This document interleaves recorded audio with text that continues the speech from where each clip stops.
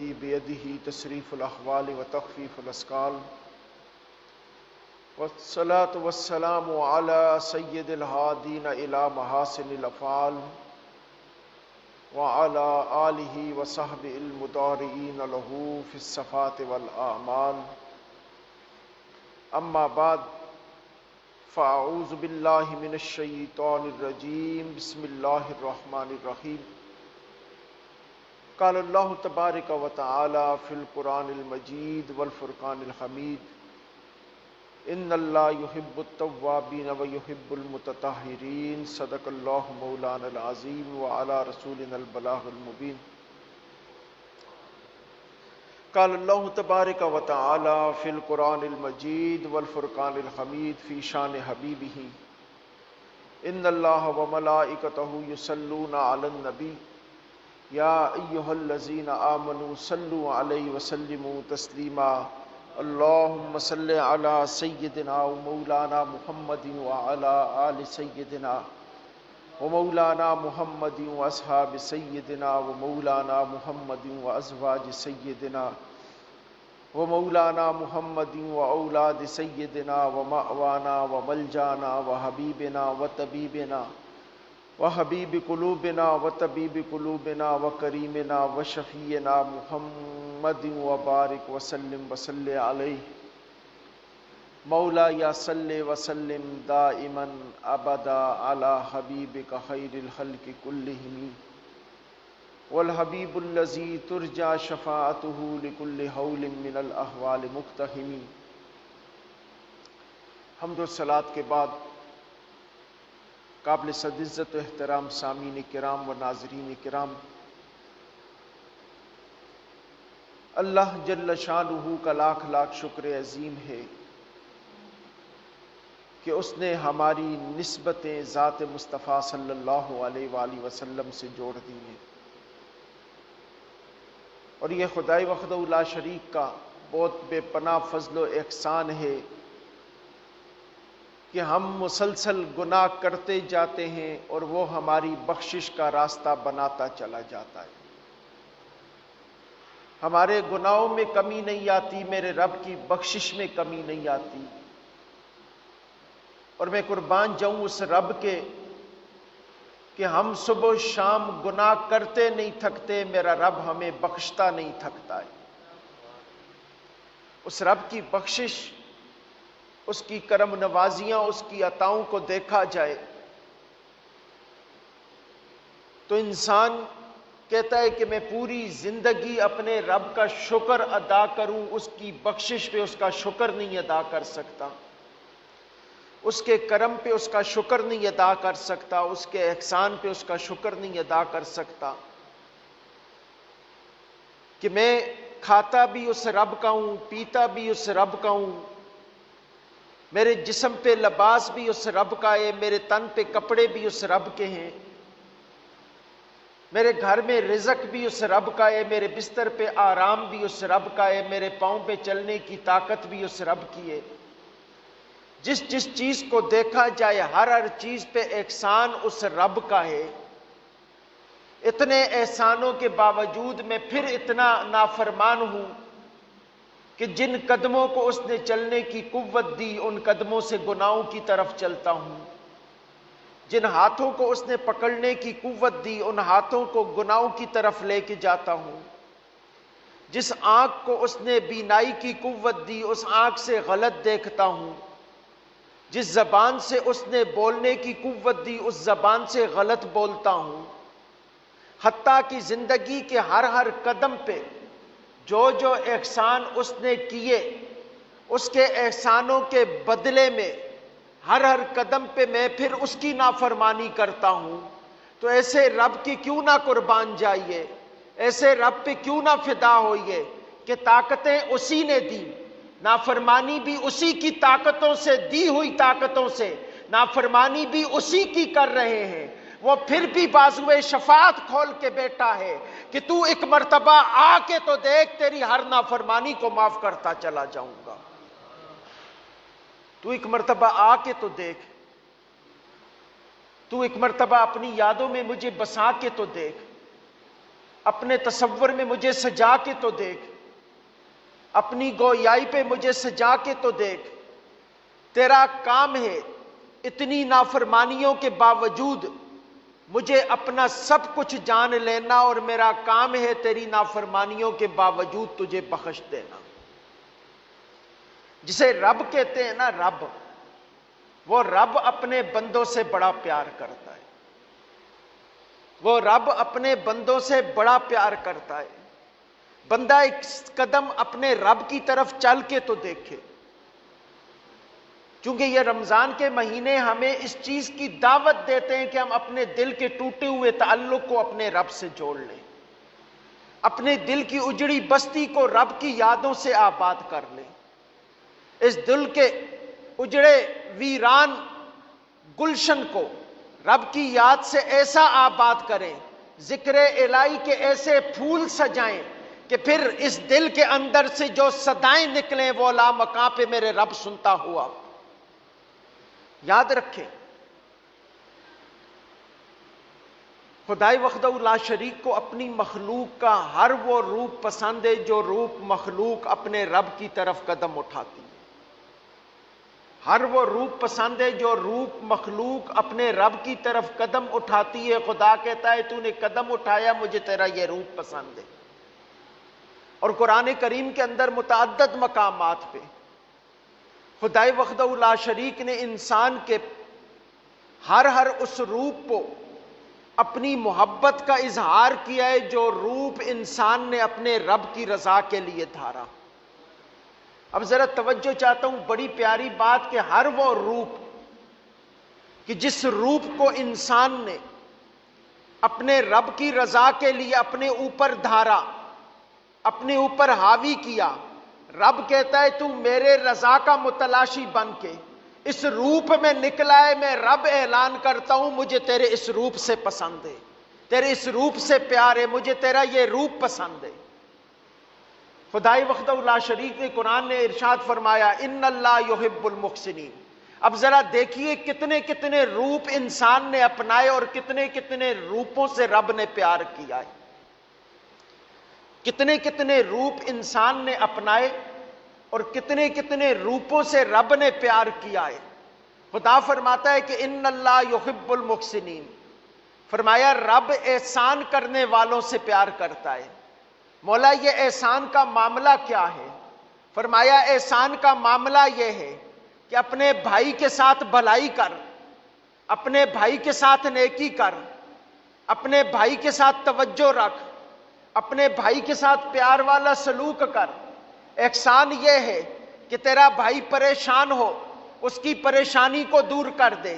احسان یہ ہے تیرا بھائی بھوکا ہو اس کی بھوک کو دور کر دے، تیرا بھائی پیاسا ہے اس کی پیاس کو دور کر دے، تیرا بھائی غریب ہے اس کی غربت کو دور کر دے، تیرا بھائی بیمار ہے اس کا علاج کروا دے، تیرے بھائی کو پریشانی ہے اس کی پریشانی کو دور کر دے۔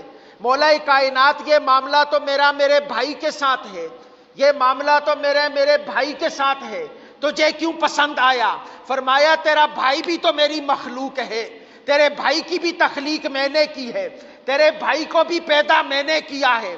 فرمایا جس وقت تو یہ روپ دھارے گا، اپنے بھائی سے پیار کرے گا، تو اپنے بھائی سے پیار کر رہا ہوگا، میں رب تجھے عرش پہ پسند کر رہا ہوگا۔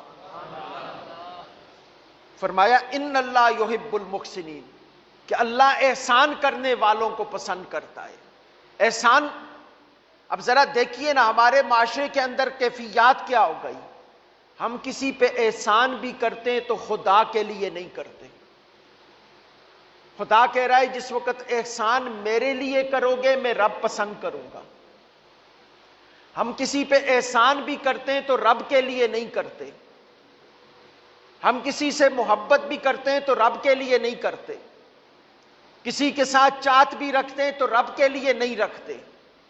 ہماری نقطہ نظر کیا ہوتا ہے کہ بدلے میں اس سے مجھے فائدہ ملے، بدلے میں اس سے مجھے فائدہ ملے۔ لیکن خدائی وحدہ لا شریک فرما رہا ہے کہ تو احسان میری ذات کے لیے کر کے تو دیکھ، تجھے فائدہ بھی ملے گا، تجھے معاملات بھی بہتر ہوں گے، تیرے معاملات بھی ٹھیک ہوں گے، لیکن جس وقت تو احسان میری ذات کے لیے کرے گا تو میں لامکانوں کا رب، عرش معلی کا رب، لامکان کا خالق یہ اعلان کرتا ہوں کہ پوری دنیا یہ چاہتی ہے کہ ہم رب سے پیار کریں، رب کی محبت کے ترانے پڑتی ہے، رب کی محبت کے پوری دنیا کو راگ سناتی ہے۔ خدا کہتا ہے لیکن میری محبت ملے گی کیسے؟ فرمایا اپنے بھائی پہ احسان کر، اپنے بھائی کے ساتھ معاملات بہتر رکھ، اپنے بھائی کے ساتھ الفت کا رویہ رکھ۔ فرمایا تو بھائی پہ احسان کرے گا، میں رب لامکان پہ تجھ سے پیار کروں گا۔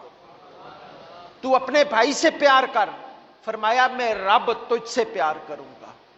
تو اپنے بھائی پہ احسان کر، میں رب تجھ پہ احسان کروں گا۔ فرمایا تیرا پہلا روپ محسنین والا، احسان کرنے والا مجھے اتنا پسند ہے کہ پیار تو بھائی سے کر رہا ہوگا، پیار تجھ سے میں رب کر رہا ہوں گا۔ احسان تو بھائی پہ کر رہا ہوگا، محبت میں خدا تجھ سے کر رہا ہوں گا۔ فرمایا اے بندہ مومن، تیرا پہلا روپ احسان والا مجھے اتنا پسند ہے، ادھر تو نے احسان والا روپ دھارا، ادھر میں خدا قرآن میں کہہ رہا ہوں کہ ان اللہ یحب المحسنین، کہ میں خدا احسان کرنے والوں سے پیار کرتا ہوں، میں خدا احسان کرنے والوں سے پیار کرتا ہوں۔ یہ خدا کی محبت کے انداز ہے کہ میں نے کہا نا کہ انسان جو بھی روپ دھارتا ہے رب کی رضا کے لیے، رب اس سے پیار کرنا شروع کر دیتا ہے، جس روپ میں بھی آؤ، کوئی ایک چیز نہیں ہے۔ آگے فرمایا ان اللہ یحب التوابین و یحب المتطہرین۔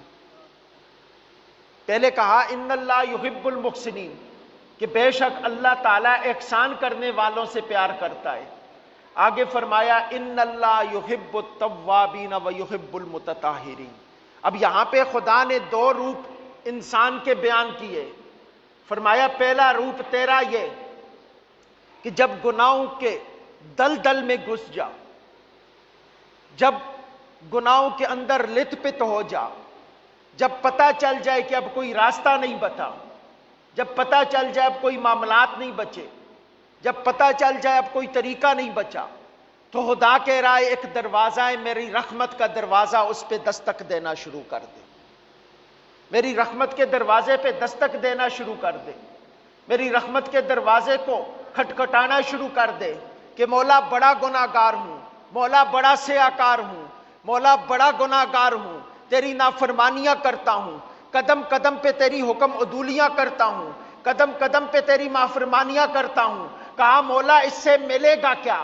فرمایا ہاں تجھے ملے گا یہ کہ جس وقت نافرمانیوں سے تنگ آ کر رات کو مصلے سجائے گا، رات کو توبہ کرے گا، دن کو استغفار کرے گا، جس وقت دل کی کالک کو اترنے کے لیے اپنی آنکھوں سے آنسو بہائے گا، مولا ملے گا کیا؟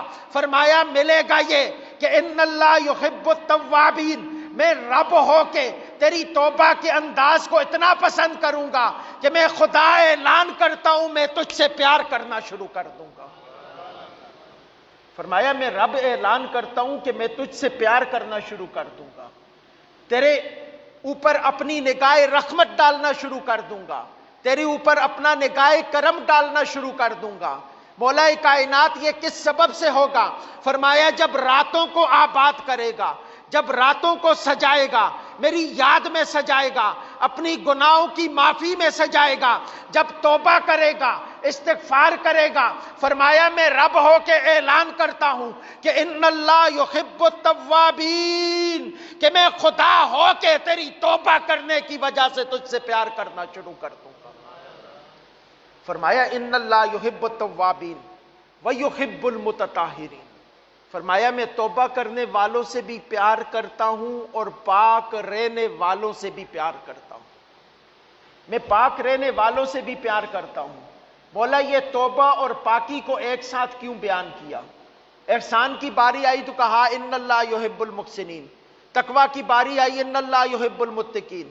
مولا یہ توبہ اور ایک طاہر پاک ہونے کو ایک ساتھ کیوں بیان کیا؟ اب ذرا توجہ چاہتا ہوں، بڑی پیاری بات۔ خدا کہتا ہے کہ ان اللہ یحب التوابین و یحب المتطہرین، کہ میں توبہ کرنے والوں کو بھی پسند کرتا ہوں اور پاک رہنے والوں کو بھی پسند کرتا ہوں۔ پاکی کیا ہے؟ پاکی دو قسم کی، طہارت دو قسم کی ہے، ایک ہے طہارت ظاہری، ایک ہے طہارت باطنی۔ ایک ہے طہارت ظاہری، ایک ہے طہارت باطنی۔ فرمایا تو جس روپ میں بھی آئے گا مجھے تیرے دونوں روپ پسند ہیں۔ تو اگر طہارت ظاہری کی طرف آئے گا تو فرمایا میرے مصطفیٰ نے کہہ دیا ہے کہ صفائی نصف ایمان ہے، صفائی نصف ایمان ہے۔ مولا کائنات یہ طاہر ہونا کیا ہے؟ اور میرے آقا کریم علیہ الصلوۃ والسلام کی ایک حدیث سن لیجئے، بڑی پیاری حدیث۔ سرکار فرماتے ہیں کہ جس وقت بندہ مومن گناہ کرتا ہے نا تو اس کے دل کے اوپر ایک سیاہ نقطہ لگا دیا جاتا ہے، پھر وہ دوسرا گناہ کرتا ہے تو دوسرا نقطہ لگا دیا جاتا ہے، وہ تیسرا گناہ کرتا ہے تیسرا نقطہ لگا دیا جاتا ہے۔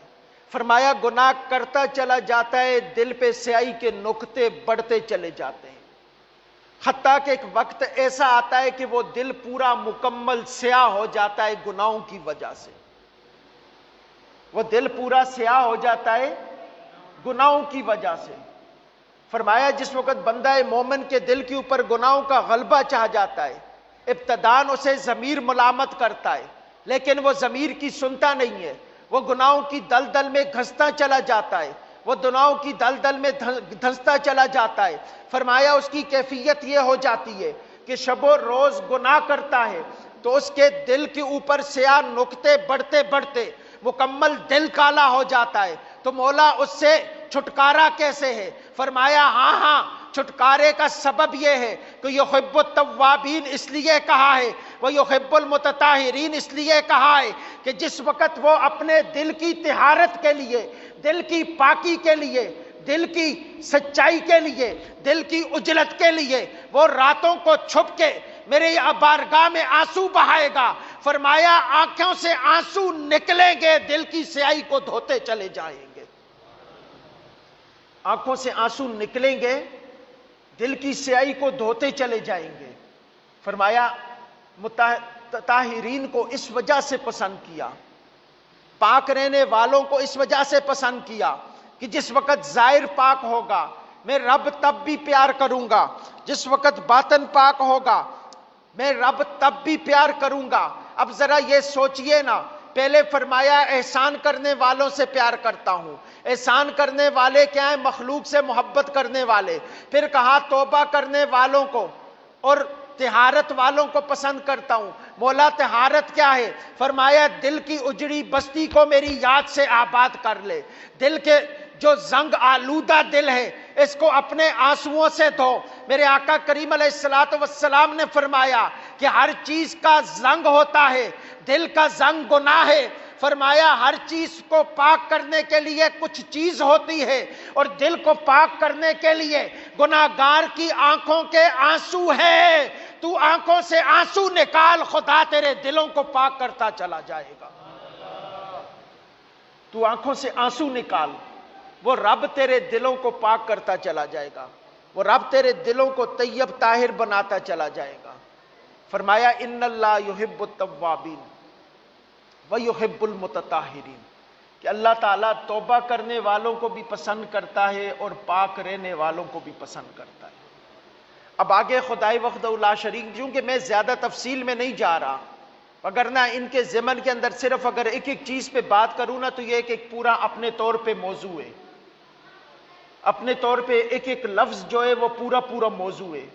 لیکن چونکہ آج یہ رمضان کے جو مہینے ہیں نا، ہم نے اپنے دلوں کے جوڑ اپنے رب سے جوڑنے ہیں، اپنے دلوں کی بستی کو اپنے رب کے ذکر سے آباد کرنا ہے۔ انشاءاللہ رمضان کے بعد آپ کو خطابات واقعات والے بھی سنائی جائیں گے، سب سنائی جائیں گے، لیکن یہ رمضان کے جو معاملات ہیں نا، ان میں اپنے دلوں کو اپنے رب سے جوڑنا ہے۔ خدا نے ہمیں رمضان عطا اس لیے کیا ہے، کیا خبر اگلے سال ہم ہوں نہ ہوں۔ اور میرے آقا کریم علیہ الصلوۃ والسلام نے فرمایا کہ بدبخت ہے وہ آدمی کہ جسے خدا نے یہ رمضان دیا اور وہ اپنے گناہوں کو نہیں بخشوا سکا۔ اور گناہوں کو بخشوانے کا طریقہ یہی ہے کہ ہم اپنے دل کی بستی کو اپنے رب سے جوڑ لیں، اپنے دل کے تعلق کو اپنے رب سے جوڑ لیں۔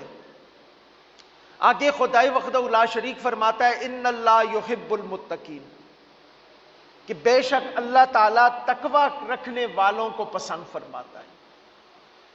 اللہ تعالیٰ تقوی رکھنے والوں کو پسند فرماتا ہے۔ اب یہ دیکھیں، یہ سب چیزیں ایک دوسرے سے جڑی ہوئی ہیں، ان سب کا تعلق ایک دوسرے سے جڑا ہوا ہے۔ احسان جو ہے وہ جڑا ہوا ہے، تقوی سے جڑا ہوا ہے۔ تقوی ہوگا تو احسان ہوگا، احسان ہوگا تو تقوی ہوگا۔ اب خدا فرماتا ہے ان اللہ یحب المتقین، خدا تقوی رکھنے والوں کو پسند فرماتا ہے۔ اب تقوی کیا ہے؟ تقوی نام خشیت الہی کا، تقوی نام خوف خدا کا، تقوی نام اپنے رب سے ڈرنے کا، تقوی نام اپنے رب کے احکم الحاکمین ہونے سے ڈرنے کا، تقوی نام اپنی رب کی طاقت جباری اور قہاری سے ڈرنے کا۔ میرے آقا کریم علیہ الصلوۃ والسلام نے فرمایا، بڑی پیاری حدیث، آپ فرماتے ہیں کہ جس وقت کوئی آدمی خوف خدا کی وجہ سے روتا ہے، خوف خدا کی وجہ سے روتا ہے، تو آپ نے فرمایا وہ رب اس کے رونے کو اتنا پسند کرتا ہے، فرمایا خدا اس کے تقوی کی وجہ سے اس کے گناہوں کو معاف کر دیتا ہے۔ جب کوئی بندہ خوف خدا کی وجہ سے روتا ہے تو سرکار فرماتے ہیں رب اس کے گناہوں کو معاف کر دیتا ہے۔ اور کیسے معاف کرتا ہے ذرا یہ بھی سنیے۔ فرمایا اس طرح معاف کرتا ہے کہ جس طرح تھن سے دودھ نکل جائے تو دوبارہ تھن میں واپس نہیں جا سکتا، فرمایا خوف خدا سے رونے والے کو خدا جہنم میں اس طرح دوبارہ داخل نہیں فرمائے گا کہ جس طرح دودھ کا تھن میں دوبارہ جانا محال ہے، خوف خدا سے رونے والے کا جہنم میں جانا محال ہے۔ مولا کائنات کتنا روئیں، اب ذرا توجہ چاہتا ہوں، متقین کی تعریف سنیے۔ مولا کائنات کتنا روئیں، رو رو کے آنسو سے مسلح تر کر دے، رو رو کے آنسو سے اپنی ریش تر کر لے، زمین تر کر لے، مولا رونے کی کیفیت کتنی ہے۔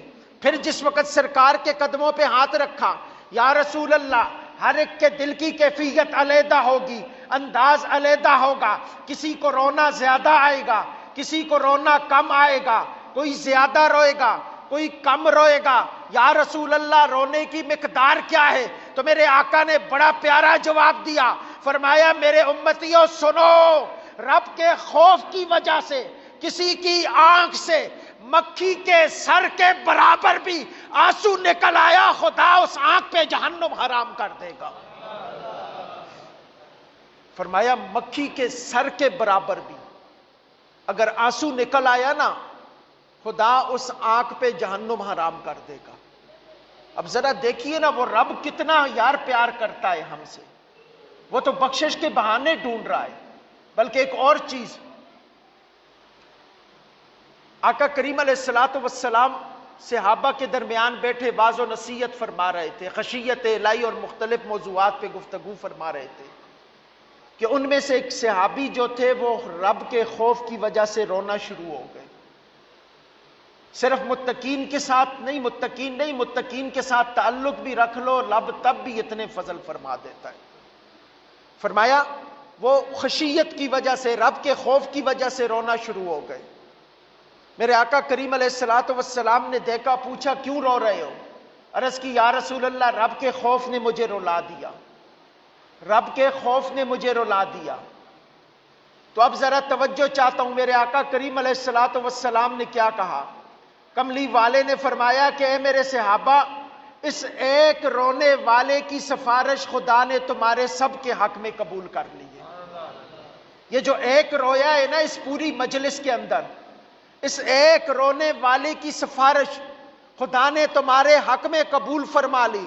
فرمایا صحابہ، آج اگر یہاں پہ وہ لوگ موجود ہوتے کہ جن کے گناہ سمندر کی جھاگ کے برابر ہیں، پہاڑوں کے برابر ہیں، فرمایا اتنے بڑے گناہوں والے لوگ آج اگر یہاں پہ موجود ہوتے تو خدا اس ایک رونے والے کے سبب سے ان سب گناہگاروں کو معاف فرما دیتا۔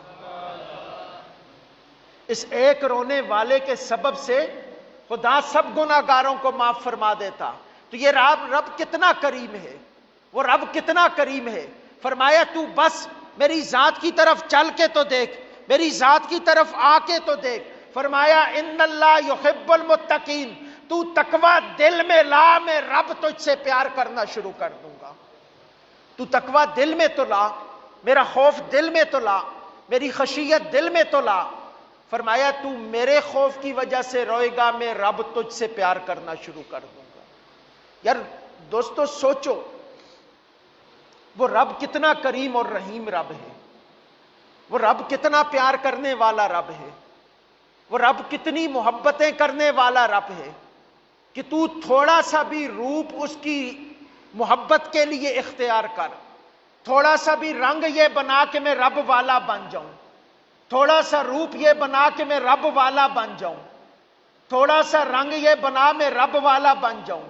تیرے تھوڑے سے رنگ بنانے سے وہ رب اتنا راضی ہوتا ہے کہ تیرے سارے گناہوں پہ پردہ ڈال دیتا ہے، تیرے سارے گناہوں کو معاف کر دیتا ہے، تیری ساری خطاؤں کو معاف کر دیتا ہے.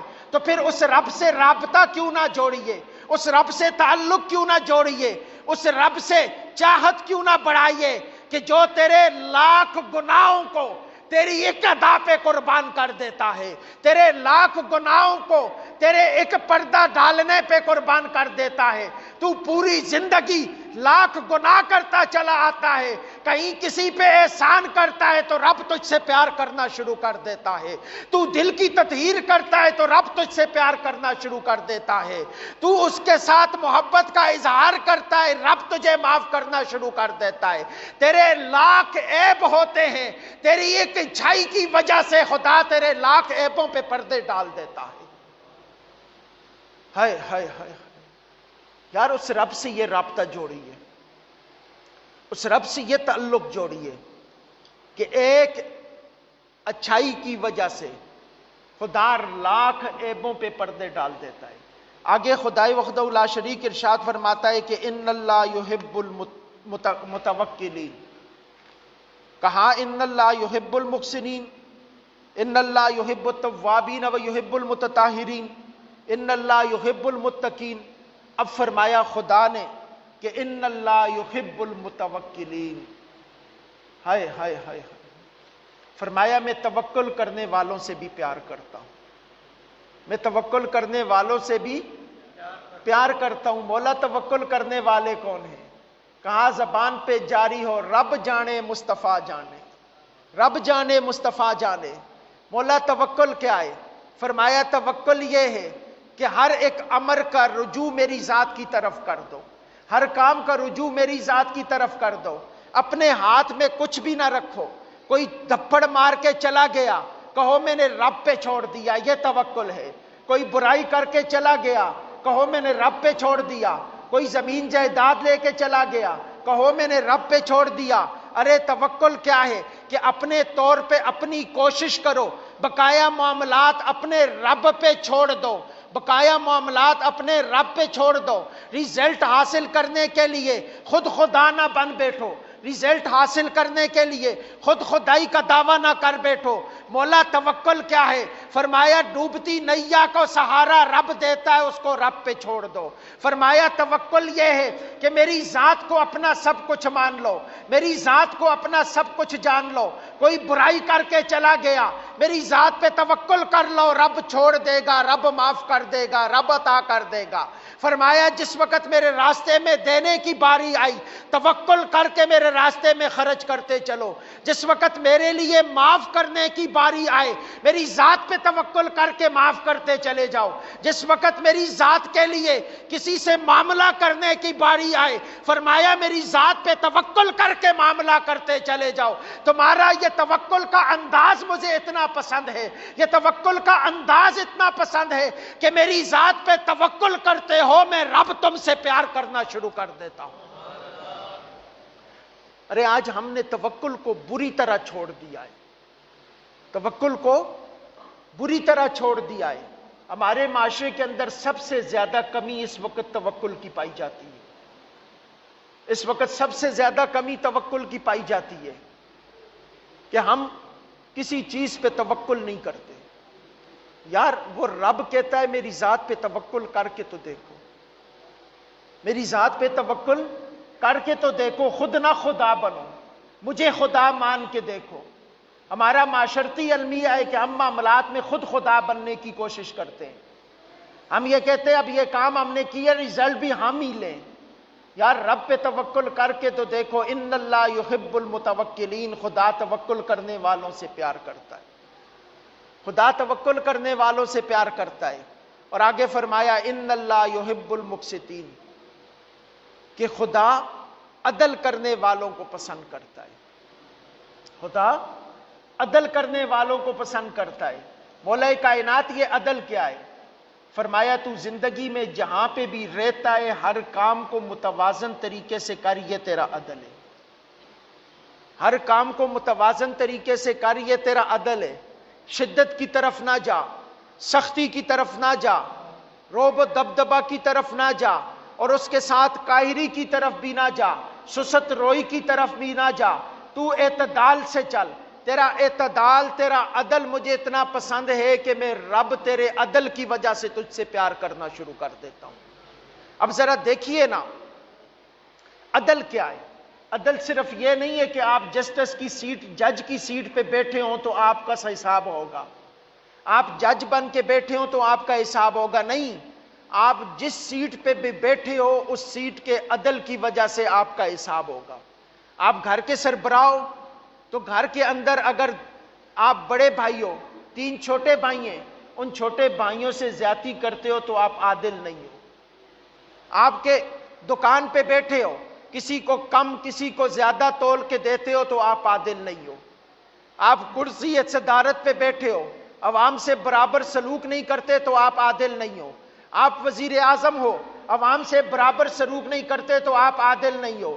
آپ اسی طرح کسی بھی مسند پہ بیٹھے ہو، سرکاری کرسی پہ بیٹھے ہو، آپ اگر لوگوں کے ساتھ احسان نہیں کرتے، عدل نہیں کرتے تو آپ عادل نہیں ہو. حتیٰ کہ زندگی کے جس جس شعبے میں چلا جائے، گھر میں ہو تو بہن بھائیوں سے برابر کا سلوک کرو، بادشاہت میں ہو تو عوام سے برابر کا سلوک کرو، سرکاری کرسی پہ بیٹھے ہو تو لوگوں کے ساتھ برابر کا سلوک کرو. حتیٰ کہ جس شعبے میں بھی رہتے ہو، تاجر ہو تو عدل کرو، تاجر ہو تو عدل کرو، عادل ہو تو عدل کرو، بادشاہ ہو تو عدل کرو. خدا کہتا ہے اے انسان، مجھے تیری یہ عدل کی ادا اتنی پسند ہے کہ میں رب لا مقام پہ تیرے عدل کی وجہ سے تجھ سے پیار کرنا شروع کر دیتا ہوں.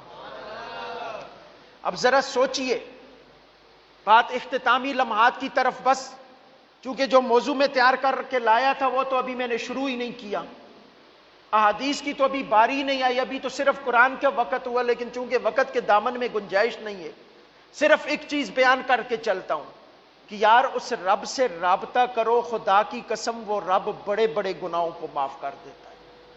اب دیکھیں نا، کہیں پہ وہ کہہ رہا ہے ان اللہ یحب المحسنین، تو احسان کر میں تجھے معاف کر دوں گا. فرمایا یحب التوابین و یحب المتطہرین، تو توبہ کر، پاک ہو، میں تجھے پاک معاف کر دوں گا. یحب المتقین، تو تقوی اختیار کر میں تجھے معاف کر دوں گا. یحب المتوکلین، تو توکل کر میں تجھے معاف کر دوں گا. یحب المقسطین، تو عدل کر میں تجھے معاف کر دوں گا. ارے وہ رب کتنی معافی کے دروازے کھول کے بیٹھا ہوا ہے. ہم نے کبھی توجہ کی ہے کہ وہ رب کتنی معافی کے دروازے کھول کے بیٹھا ہوا ہے؟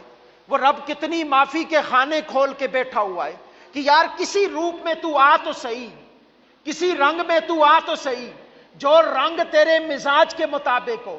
تجھے عدل پسند ہے تو عدل والا بن کے آ، میں تجھ سے پیار کروں گا. تجھے تقوی پسند ہے تو تقوی والا بن کے آ، میں تجھے پیار کروں گا.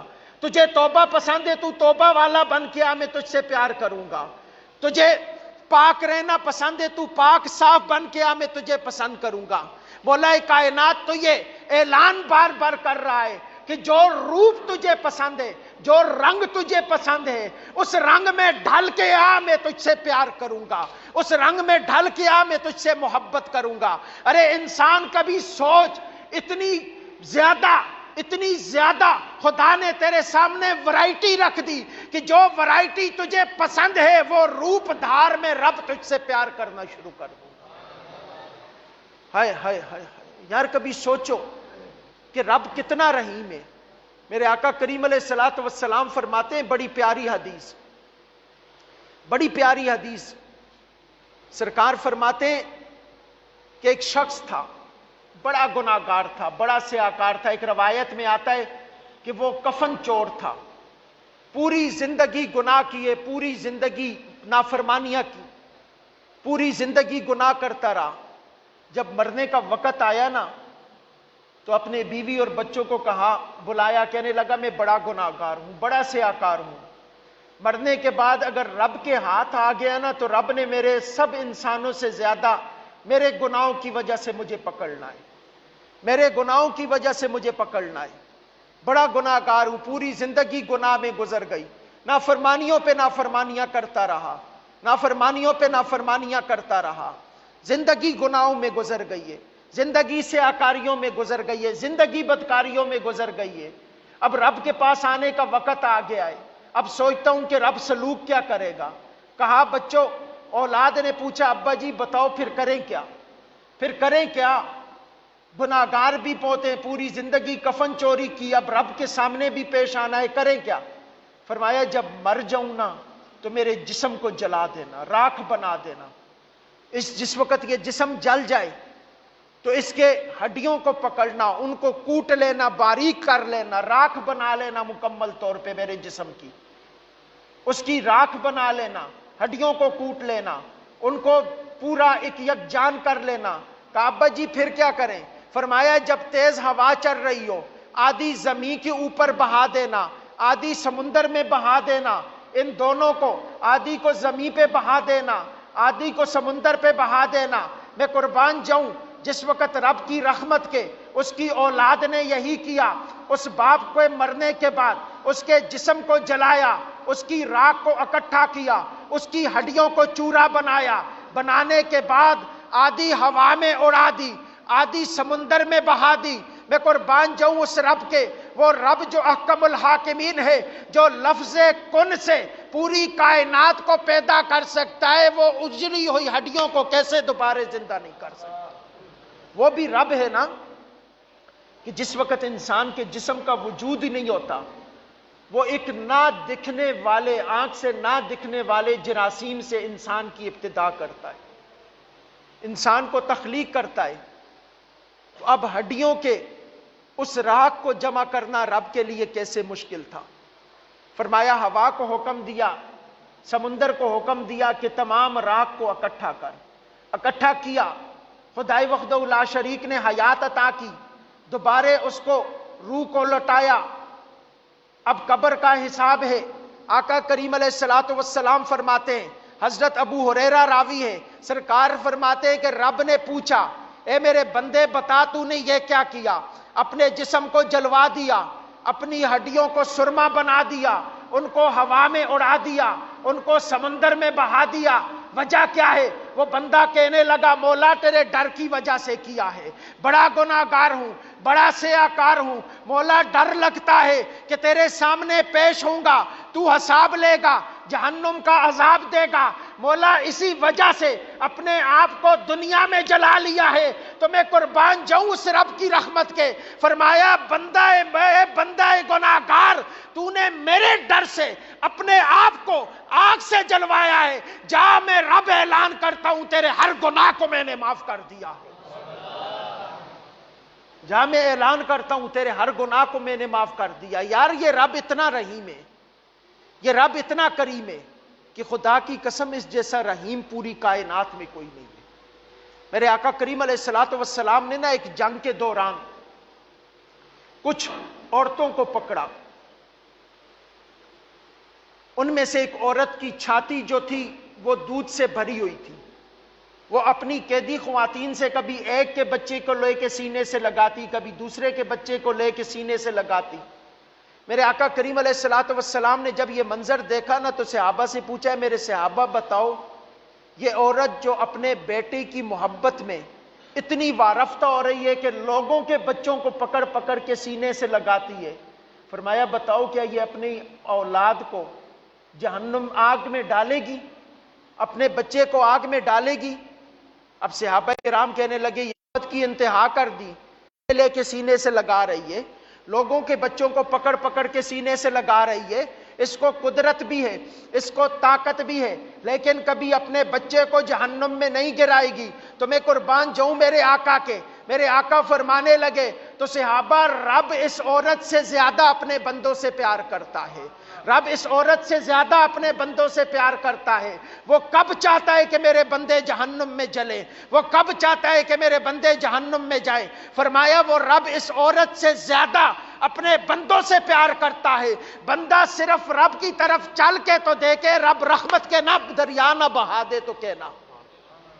میرے آقا کریم علیہ الصلوۃ والسلام نے فرمایا، چونکہ میں احادیث کو جلدی جلدی بیان کر رہا ہوں، ان کے جو نکات ہیں ان پہ گفتگو نہیں کر رہا، میرے آخری حدیث شریف، بڑی پیاری حدیث شریف، میرے آقا کریم علیہ الصلوۃ والسلام نے فرمایا کہ رب نے رحمت کے 100 حصے پیدا کیے ہیں۔ کتنے حصے پیدا کیے؟ 100 حصے رب نے رحمت کے پیدا فرمائے ہیں۔ آقا کریم علیہ الصلوۃ والسلام فرماتے کہ پوری کائنات کے اندر جو اس نے اب تک تقسیم کیا ہے، صرف ایک حصہ تقسیم کیا ہے۔ پوری کائنات میں جتنا بھی تقسیم کیا ہے وہ رحمت کا ایک حصہ تقسیم کیا، یعنی جو جانور اپنی اولاد سے پیار کرتے وہ بھی رحمت ہے، فرمایا وہ صرف اس ایک حصے میں ہے۔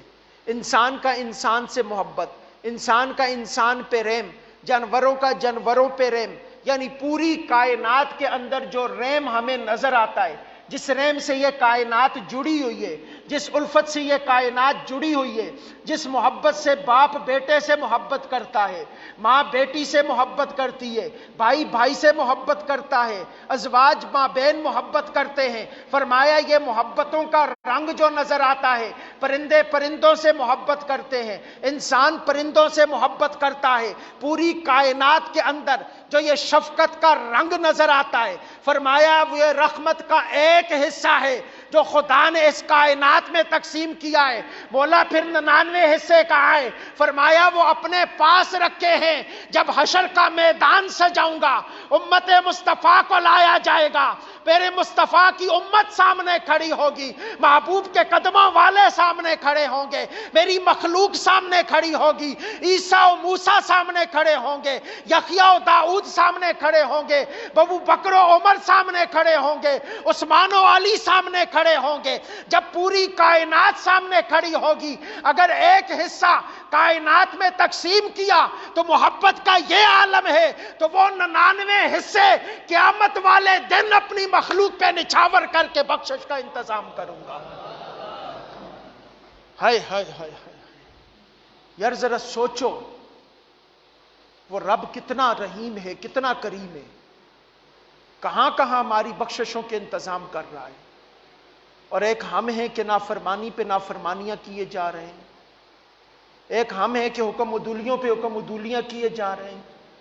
یار اس رب کے سامنے جانا ہے، جانا ہے اس رب کے سامنے، اپنی زندگیوں کو بدلو، اپنے معاملات کو بدلو، ہم نے جانا ہے اس کے سامنے، کوئی بھی بات نہیں ہے کہ نہ جائیں، اور ہمارے اعمال کو تولا جائے گا۔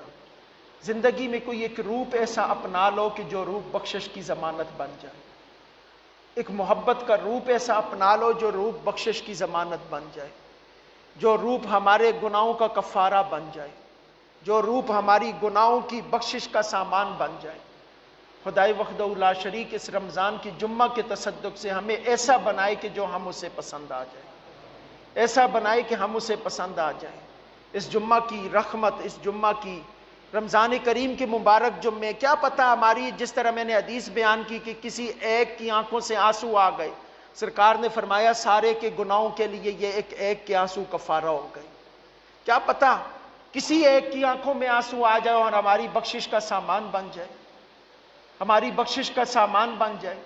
دوستو ایسی مجلس میں رہا کرو جہاں رب اور اس کے رسول کی تذکرے ہوں، رب کی رحمتوں کے تذکرے ہوں۔ میرے جد اعلیٰ حضور قبلہ عالم قبلہ بابا جی صاحب رحمۃ اللہ تعالیٰ علیہ فرمایا کرتے تھے کہ رب سے قرب جوڑ دو، رب سے محبت کرنے والوں کو رب مایوس نہیں کرتا۔ خدائے وحدہ لا شریک ہم سب کو عمل کی توفیق عطا فرمائے۔ وما